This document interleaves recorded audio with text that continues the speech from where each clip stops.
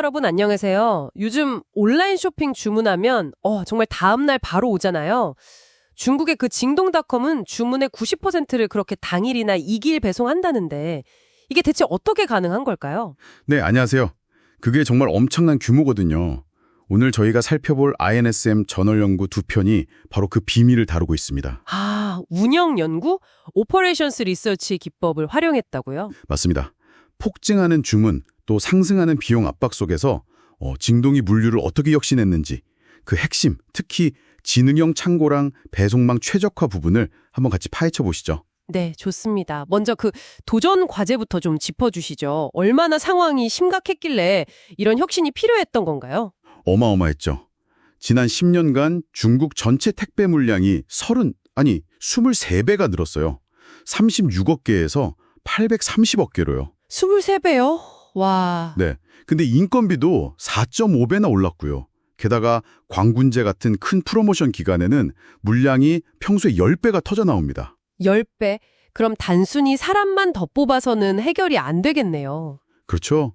막 사람만 늘리는 걸로는 어림도 없죠. 비용도 문제고 효율성 자체가 한계에 부딪힌 겁니다. 어떻게든 효율을 높여야만 했어요. 그래서 이제 기술, 특히 운영 연구 쪽으로 눈을 돌렸다는 거군요. 첫 번째 해결책이 그 지능형 물류창고인데 기존 방식이랑은 어떻게 다른 건가요? 그 로봇이 핵심이라고 들었는데요. 네.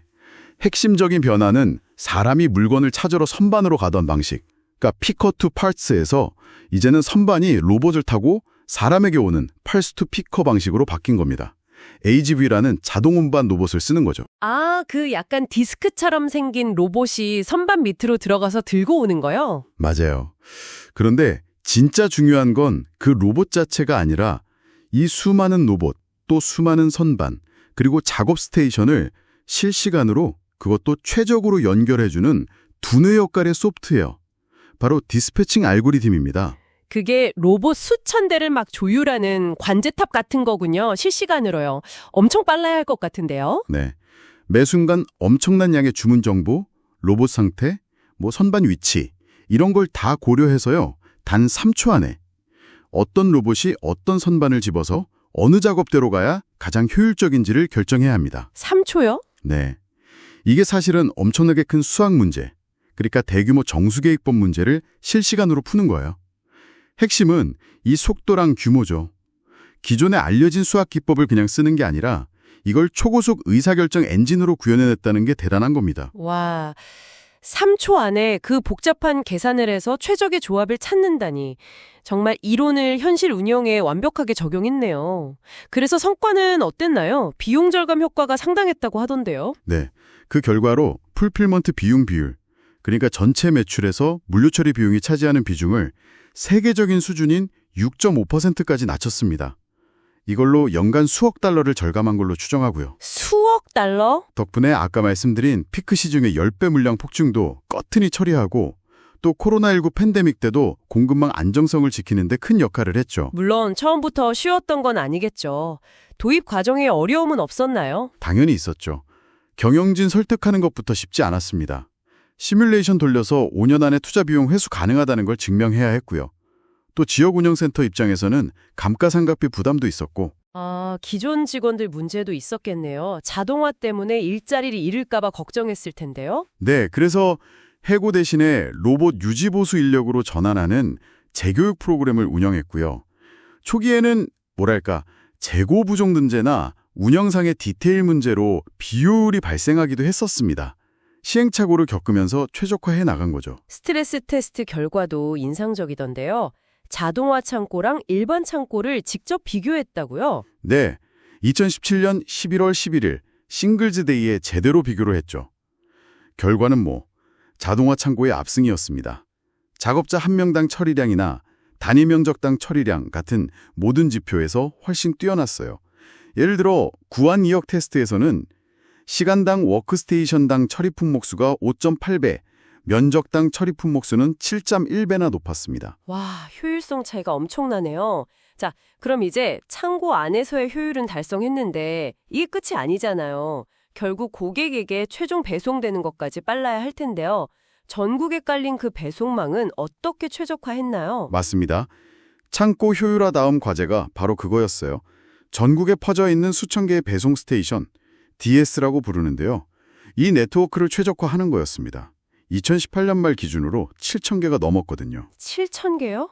그걸 예전에는 어떻게 관리했는데요? 예전에는 거의 주목구구식이었죠.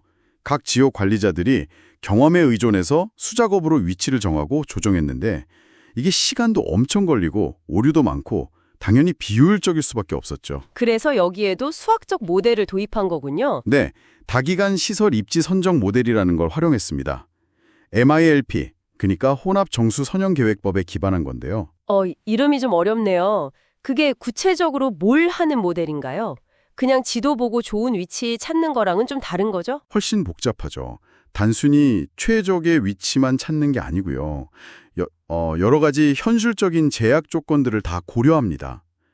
예를 들어서 기존 시스템에서 한 번에 확 바꾸는 게 아니라 점진적으로 바꿔나가야 하고 또 각 DS의 적정 용량, 그러니까 크기 자체도 결정해야 하고요.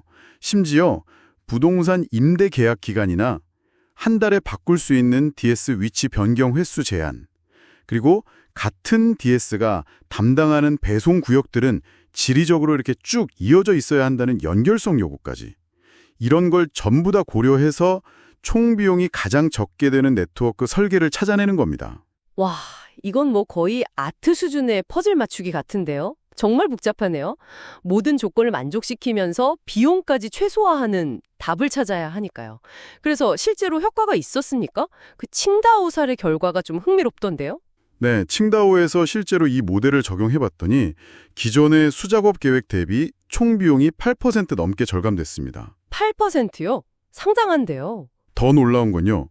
DS 숫자는 54개에서 29개로 거의 절반 가까이 줄였거든요. 네, 줄였는데 비용이 절감됐다고요?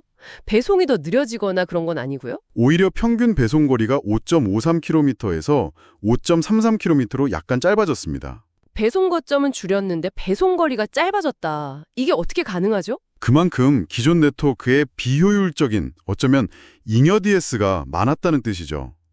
최적화를 통해 꼭 필요한 곳에 적절한 규모로 DS를 재배치하니까 가능했던 겁니다.